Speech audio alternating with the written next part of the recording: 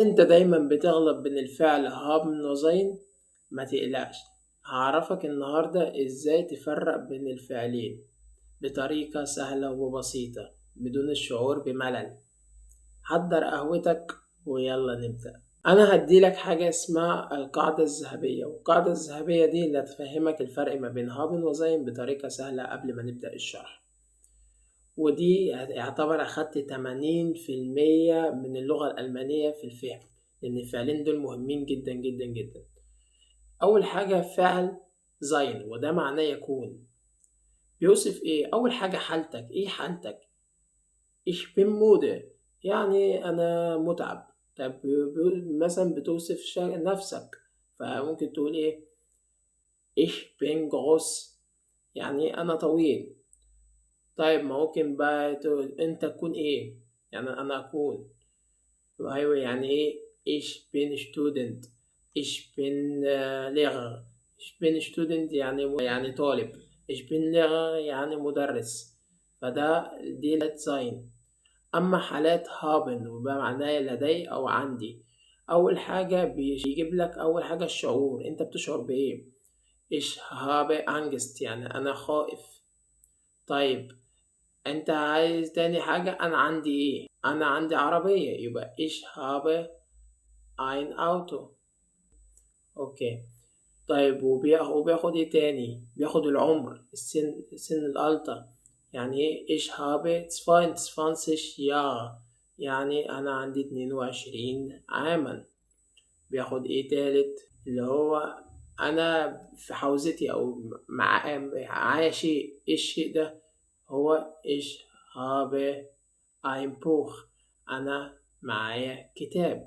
وده الفرق ما بين haben و sein. هفهمك معنى كل كلمة في الجدول اللي هيظهر قدامك. قدامنا فعل sein، وهو معناه قلنا إيه؟ يكون. الفعل sein ده بيبقى ليه كذا زمن، وهو إيه؟ present الحاضر، الماضي perfect، المستقبل الفتوى. حاجة هنتكلم في sein على الحاضر. زين في الحاضر اللي هي بغزنس، يعني ممكن تقول ايه؟ ich bin müde، يعني انا متعب.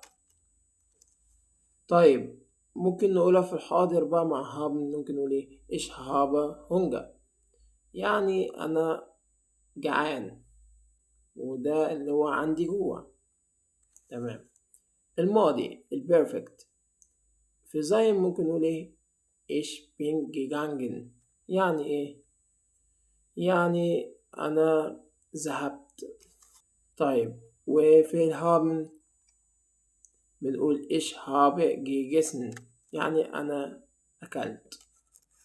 في الفتوة اللي هو المستقبل، يعني ممكن تقول ich werde Artist sein. ich werde Artist sein معناها سأكون عند الدكتور. طيب ممكن تقول ich werde ein Auto haben، أنا سأمتلك السيارة. تمام. وبكده انتهينا من الجدول في الأفعال والأزمنة، من الفرق بين إيه؟ haben وزين. طبعا إحنا عندنا الأسئلة علمية هديها لك. أول حاجة ich bin Lehrer، يعني أنا مدرس. المثال التاني ich habe ein Buch. المثال التالت ich bin müde.